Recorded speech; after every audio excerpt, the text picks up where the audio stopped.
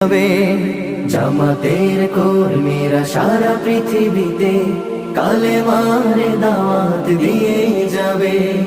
কোরআনের আলোকে সমাজ বিনির্মাণ, কোরআনের আলোকে সমাজ বিনির্মাণ, হাজার জুলুম বাধা উতরে যাবে। জামাতের কর্মীরা সারা পৃথিবীতে কালেমার দাওয়াত দিয়ে যাবে। জামাতের কর্মীরা সারা পৃথিবীতে কালেমার দাওয়াত দিয়ে যাবে।